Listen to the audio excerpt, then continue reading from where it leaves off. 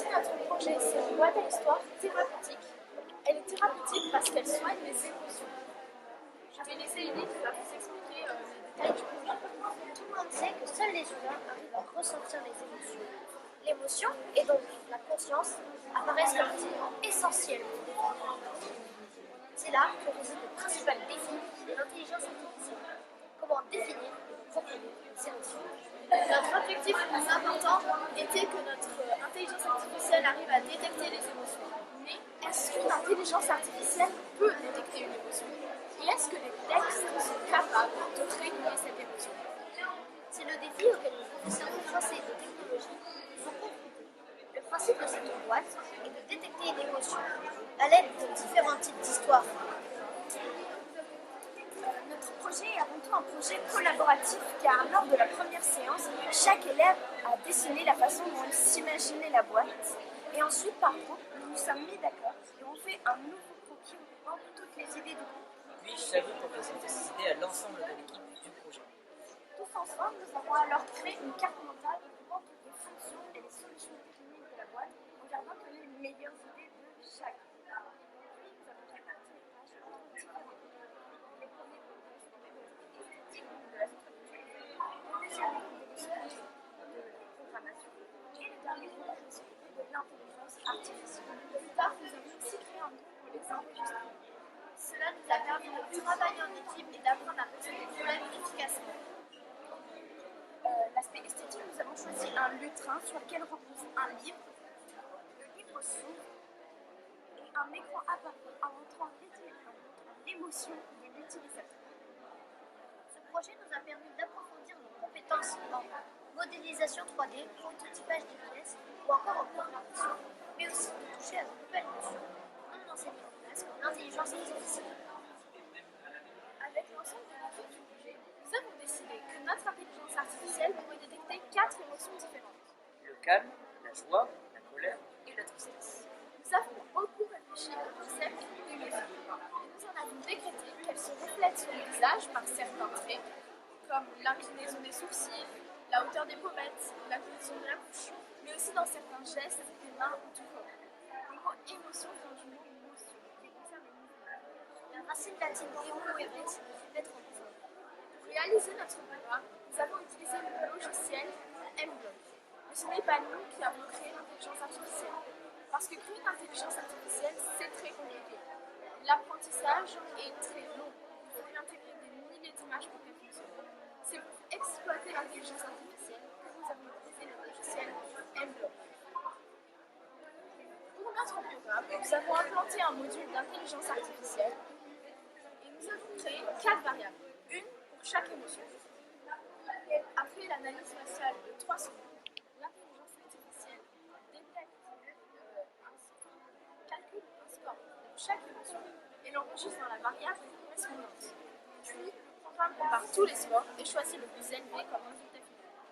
Il sera enregistré dans une nouvelle variable et pourra accéder au projet. Mais ce projet a aussi été créatif. Nous avons dû trouver un moyen de communiquer à l'utilisateur le résultat de l'intelligence artificielle. Et nous avons choisi de créer des fonds qui s'affichent sur l'écran intégré dans la boîte. Nous avons utilisé les logiciels Canva et PaintNet et nous avons créé 4 fonds, un pour chaque émotion, et le fond d'écran d'accueil. Celui-ci est vert car il représente le calme et c'est l'émotion centrale de ce projet. Maintenant, Maxime va vous expliquer le fonctionnement du groupe. Tout d'abord, l'utilisateur se place devant la boîte. Quand il appuie sur le bouton, par le biais de l'interface programmable, l'intelligence artificielle va analyser son visage pendant 3 secondes. Puis la LED va changer de couleur de la couleur de l'émotion. Puis le cerveau moteur concerné va se mettre à tourner pour dérouler le ticket pendant un certain temps de façon à ce qu'il se déroule à la bonne taille.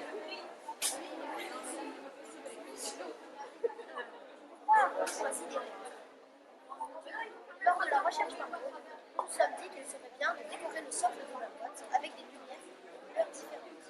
Nous avons choisi les LED car ils pourraient exprimer les émotions détectées par l'IA intelligence artificielle. Nous avons groupé 4 émotions, 4 couleurs de Le blanc représente la tristesse, le rouge représenterait la colère, Le vert, quant au bien, vous représenterez le calme. et la joie, elle, se serait aussi verte car la joie et le calme ont le même moteur et ce ne sont pas des émotions que nous voulons réguler, elles sont même presque pareilles. Ensuite, avec tous les groupes de la programmation, les LED, les moteurs et l'intelligence artificielle, nous avons mis en commun des programmes. Nous avons emporté nos programmes les uns dans les autres et nous les avons simplifiés ensemble pour obtenir un grand programme qui nous fait. Pour la boîte en elle-même, nous avons essayé de trouver une idée originale qui attirer l'attention et nous avons pensé à un livre pour l'aspect culturel de ce projet. Nous avons modélisé sur SketchUp le somme sur lequel se tiendra le livre. Nous avons ensuite transféré tous les fichiers dans un logiciel pour découper le bois avec la commande numérique. Et une fois que toutes les pièces ont été fusionnées, nous les avons assemblées pour former la boîte et intégrer l'écran de l'ordinateur à l'intérieur. Nous avons également dessiné 3 petites plaquettes avec le nom des émotions inscrites dessus. C'est par la forme de chaque plaquette que sortiront les tickets. Et pour décorer la boîte, nous avons peint les tours en marron, créé des boutons sur les angles, collé le logo de la boîte et verni le tout. Nous avons également acheté une imprimante numérique pour créer les QR codes à la façon de tickets de pièces. L'idée de mettre l'arbre numérique, de mettre nos créations sous forme de petits tickets, comme dans les magasins, nous plaisait beaucoup. De plus, c'est écologique, car pour faire un livre, il faut environ 500 litres d'eau et 1 tonne de papier. Alors qu'avec des petits tickets réutilisables, nous utilisons beaucoup moins de papier et beaucoup moins de temps. Alors, il faut savoir que toutes les histoires de boîte et histoires ont été écrites par les élèves de 4e 5 et de 4e 6. Chaque élève, aidé de leur professeur de français, ont écrit une nouvelle fantastique et un poème d'amour. Nous avons vu que les nouvelles fantastiques réguleraient la colère, car celles-ci font peur et elles font redescendre l'excitation des sentiments. Ensuite, les poèmes d'amour réguleraient la tristesse, car ils leur feraient penser à tout ce qu'ils aimaient. Et enfin, les personnes heureuses ou calmes recevraient une fake news afin de ne pas changer leur humeur, mais de tout simplement leur apprendre une donnée culturelle, ainsi d'exercer leur esprit critique. Question d'accessibilité, nous avons opté pour créer des enregistrements audio. Les élèves du projet se sont donc relayés tour à tour pour lire les histoires écrites par nos camarades de 4e. Ce travail, il a fallu parler fort, sans hésitation et articulé. Un véritable travail sur la diction liée aux émotions a été engagé. Notre objectif était de transmettre une émotion par le biais d'un enregistrement audio à l'auditeur.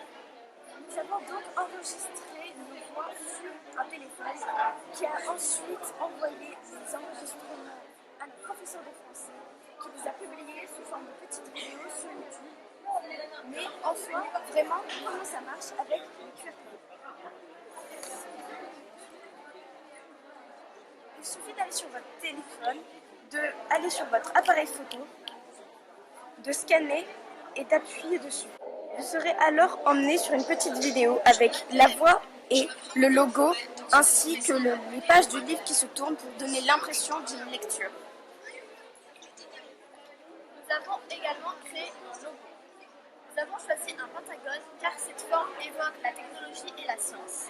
Nous avons également ajouté 4 cercles et cette forme représente le cycle de la vie comme les émotions qui meurent et qui renaissent. En bas du logo, nous avons ajouté un livre pour représenter les histoires qui sont écrites dessus.